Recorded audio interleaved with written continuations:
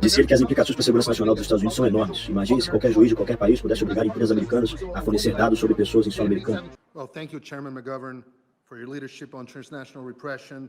Paulo diz que agradece ao presidente McGovern por sua liderança no tema da repressão transnacional. Embora discordem em algumas políticas, ele reconhece o seu My compromisso nessa first encounter questão. with transnational repression began in 2019, when Brazilian authorities decreed my preventive arrest in a highly politicized case involving President Trump. O primeiro contato dele ocorreu em 2019, quando autoridades brasileiras decretaram a prisão preventiva dele em um caso altamente politizado envolvendo o presidente Trump.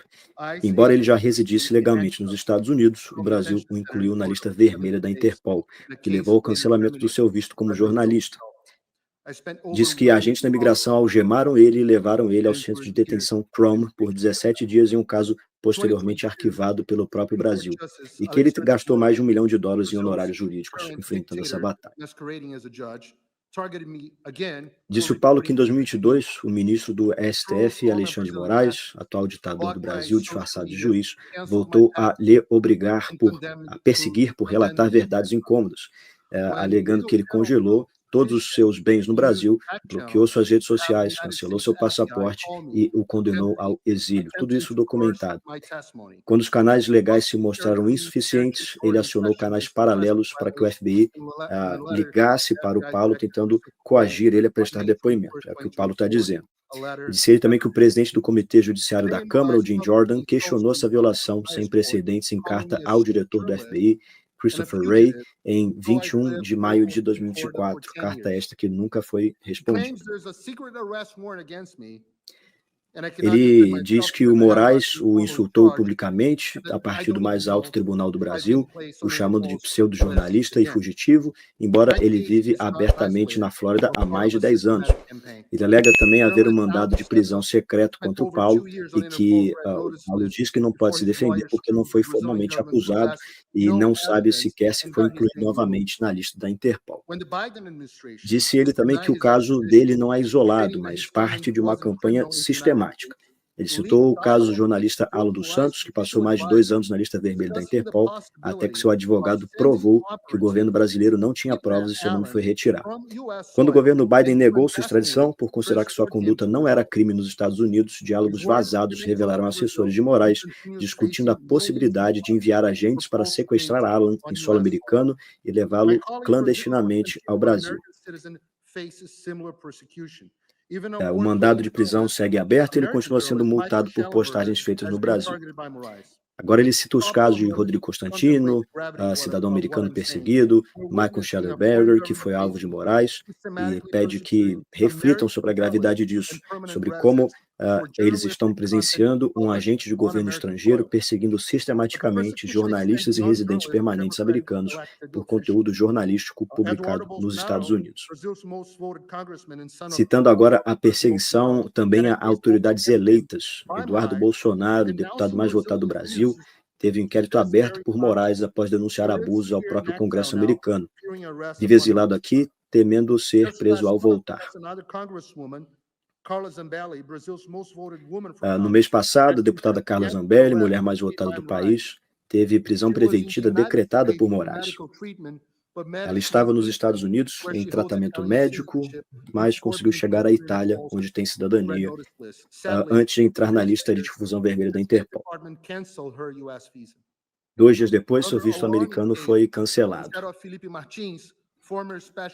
Outro caso alarmante é o de Felipe Martins, ex-assessor do presidente Bolsonaro. Sistemas de alfândega americana, CBP, mostraram falsamente que ele havia entrado nos Estados Unidos, embora estivesse sob vigilância no Brasil. Essa entrada fabricada foi usada por Moraes para justificar sua prisão por 6 meses sem acusação formal. O CBP corrigiu o erro, mas só após forte pressão jurídica. O caso, que tramita na Justiça Federal Americana, levanta sérias suspeitas de colaboração clandestina entre autoridades brasileiras e agentes americanos.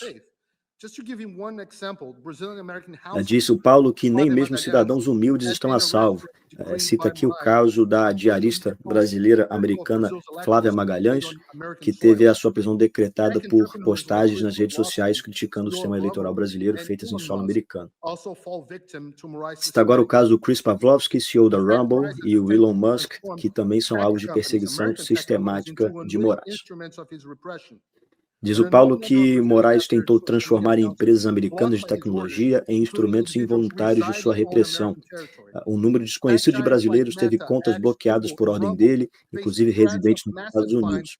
Gigantes como Meta, X e Rumble foram ameaçados com multas milionárias e prisão de executivos caso não compartilhassem dados de pessoas em solo americano com Moraes. Ele diz: não acreditem apenas em mim. Sob essas ameaças, a Rumble processou Moraes na justiça americana. Em 25 de fevereiro de 2025, a juíza federal Mary Scriven declarou que as ordens eram inaplicáveis nos Estados Unidos e proibiu a sua execução.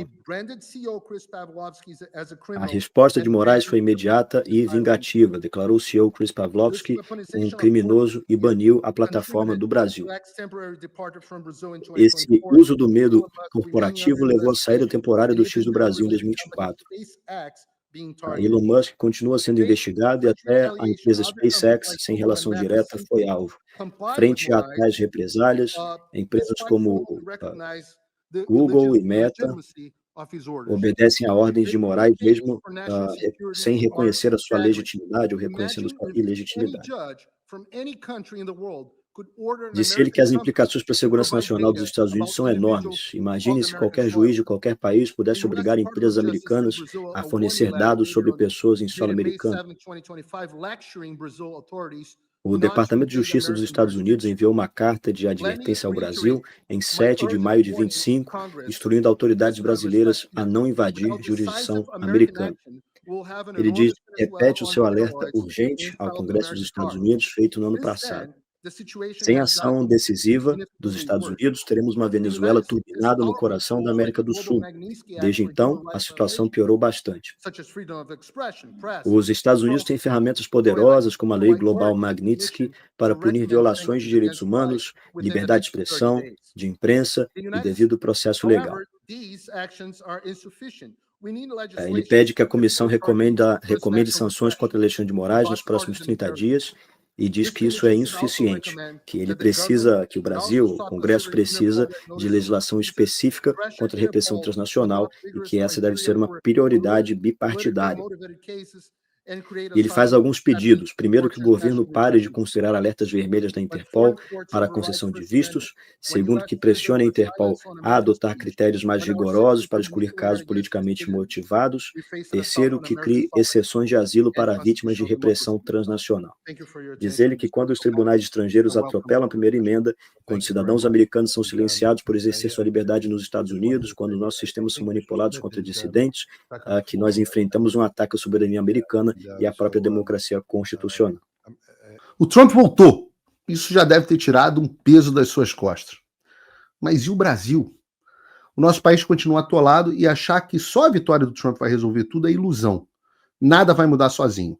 E pode ter certeza de uma coisa: ficar xingando muito nas redes sociais não vai fazer diferença nenhuma. Você vai continuar esperando alguém fazer alguma coisa por você? Um político? Um salvador da pátria? Esquece. Se ninguém tomar uma atitude, nada acontece. Eu estou fazendo a minha parte. Eu parei a minha vida por isso. Mas, se você quer saber como pode ajudar sem precisar largar tudo, a resposta é simples: apoiando quem está na linha de frente. Sem esse apoio, sem essa linha de suprimento, esse trabalho morre. Sem estrutura, ninguém avança. Então acessa www.paulofigueiredoshow.com/apoie e com $5 por mês você pode fazer parte disso. Se puder mais, eu recomendo, seja um patrono Gold e participe ativamente no grupo que me ajuda a pautar esse debate. O que vai definir o futuro é quem faz e não quem reclama. A escolha é sua.